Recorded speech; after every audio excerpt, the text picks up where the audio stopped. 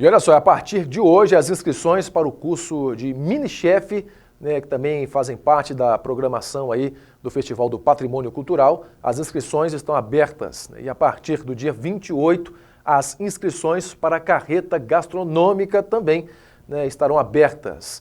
E na sexta-feira, né, no dia 28, nós vamos falar mais a respeito aí dessa carreta gastronômica que também faz parte aí da programação do Festival do Patrimônio Cultural de Paracatu, que começa na próxima semana, no dia 3 de julho. Portanto, coloque aí na sua agenda, hein? Vamos agora tratar de um assunto muito delicado. O tema abandono de idosos. Esse assunto aí, né, foi apresentado também, foi assunto na última reunião dos vereadores aqui de Paracatu e tem preocupado autoridades e pessoas ligadas à causa. Hoje, esse tema foi assunto, foi reforçado também, né, lá no Hospital Municipal, onde tem sido registrado vários casos de abandono de idosos. Isso mesmo, abandono de idosos. Alguns idosos abandonados são abandonados pelos acompanhantes, por pessoas da própria família. Realidade registrada, infelizmente, aqui em Paracatu. Isso mesmo. Só para você ter uma ideia, nós recebemos relatos, né, de idosos que chegaram a ficar abandonados lá no hospital por acompanhantes ou familiares por 90 dias. Isso mesmo, 90 dias. Um absurdo. Isso, sem dúvida nenhuma, é muito grave, pois além, é claro, de gerar problemas para o hospital, gera também um enorme problema psicológico para os idosos. Pessoal, ficar em um hospital, convenhamos, ficar em um hospital internado já é desafiante.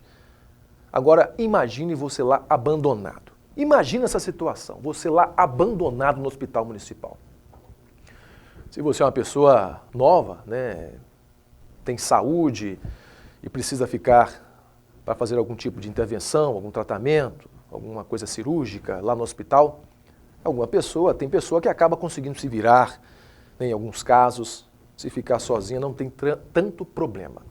Agora, imagine uma pessoa idosa. Né, quem participou, né, quem esteve lá, acompanhando aí esse trabalho, né, esse assunto debatido, acompanhou os trabalhos por lá, foi a nossa repórter, a Thalita Mendes. E é para lá que nós vamos agora, né, para o Hospital Municipal de Paracatu, conversar com ela sobre esse trabalho que foi feito lá no Hospital Municipal. Thalita, boa tarde, seja bem-vinda ao Jornal da Cidade. Boa tarde, João Paulo. Nós estamos aqui no Hospital Municipal de Paracatu, no pronto-socorro, onde tem acontecido um problema frequente, o abandono de idosos no hospital. E hoje será fixado um cartaz aqui para conscientização. Marcelo, explica para a gente o que está acontecendo. Nós estamos com o Conselho de Idoso fazendo essa conscientização para a população sobre a importância da família estar presente ao lado do seu ente, né, do idoso. Então hoje, simbolicamente, nós vamos fazer a fixação de um cartaz falando sobre o abandono. O abandono do idoso é um crime previsto no Código Civil, então a gente pede para que as pessoas tenham muito carinho com essas pessoas que estão sendo deixadas no hospital e muitas vezes com família em casa e em situação de abandono. Explica para a gente, Silvia, a participação do Conselho. Então, a gente está aqui em parceria com o Hospital Municipal, né, que devido ao que o Marcelo está falando, é um índice muito grande na questão do abandono do idoso no hospital. E a participação do Conselho, nesse momento, é a sensibilização da população e a conscientização. Né, que em primeiro momento tem gente que nem sabe que é crime. Então, a partir de hoje, além de ser uma maldade, vamos dizer, né, um abandono de um idoso, é considerado como crime, está previsto em lei, né? E agora o Conselho do Idoso será um pouco mais atuante no sentido de chamar as autoridades competentes para que tome as decisões corretas, né? E que essa família seja responsabilizada por essa situação, porque abandono de idoso é crime. Muito obrigada, Silze, muito obrigada, Marcela, e nós voltamos depois com mais informações nas próximas edições dos nossos jornais. É com você, João Paulo. Ok, Thalita, muito obrigado aí pela sua participação, bom trabalho a todos aí no Hospital Municipal. É um assunto, gente, que precisa ser tratado com seriedade por todos nós. Penso eu que o que esses idosos mais queriam quando eram jovens, assim como eu, era chegar na velhice sendo respeitados com dignidade. A pessoa trabalha a vida toda, né, muitas vezes, né, constituem família, contribuem com a sociedade, para chegar na velhice e serem tratados assim, abandonados? Um absurdo, uma pessoa idosa chegar a passar por uma situação como essa, de ser abandonado no hospital pelo acompanhante, por um parente.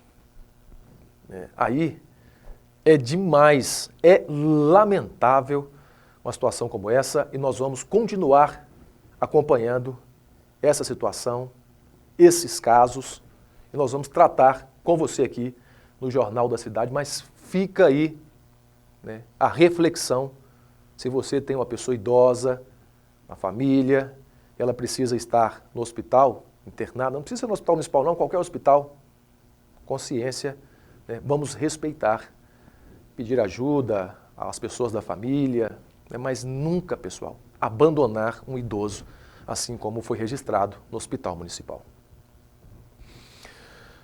Vamos tratar agora de um outro assunto muito sério, hein? Quando se fala em casamento infantil, isso mesmo, casamento infantil, eu não estou falando aí daquele casamento imaginário, né, inocente, entre duas crianças, que falam que são namoradinhos aí quando crianças. Ah, eu sou namoradinho de fulano, fulano é minha namoradinha, né? Afinal, quem nunca teve um namoro imaginário aí na infância? Só que eu não estou falando desse tipo de namoro não, viu? Eu estou falando de matrimônio oficial mesmo. Quando se fala desse assunto, muitas pessoas logo pensam lá em países como a África e também como lá na Ásia, não é mesmo? Onde culturalmente lá a união de duas crianças ainda é aceita. Mas só que aqui no Brasil, milhares de adolescentes menores de 18 anos se casam, às vezes porque ficam grávidas e a vida delas acabam parando por aí. A maioria acaba não estudando, vivem para cuidar dos filhos e muitas vezes acabam tendo também um relacionamento abusivo. Ruth sonhava ser veterinária. Luana achava lindo ser advogada. Ruth tem hoje 55 anos e nenhuma profissão. Luana, de 36, já foi cozinheira, faxineira, vendedora ambulante, confeiteira, mas nunca chegou perto das cadeiras de uma universidade. Ruth e Luana não se conhecem, mas essas duas mulheres de gerações diferentes têm histórias muito parecidas. Engravidaram aos 15, se casaram aos 16 e pararam de estudar. Ele não deixava eu estudar. Ele tinha ciúmes. Por vergonha das pessoas, comentário da mãe das minhas amigas. Hoje eu vejo as meninas que estudaram comigo, todas elas formadas num emprego muito bom. Tem uma que é médica, tem uma outra que é advogada, uma vizinha minha que é professora. Então foram totalmente diferentes, né? A história dessas duas mulheres é muito parecida com a de cerca de 7,5 milhões de meninas em todo o planeta. A vida delas foi marcada pelo chamado casamento infantil, quando pelo menos um dos parceiros tem menos de 18 anos de idade. O Brasil ocupa o 4º lugar no ranking dos países com o maior número de casamentos infantis. Só não está pior do que países como Índia, Bangladesh e Nigéria.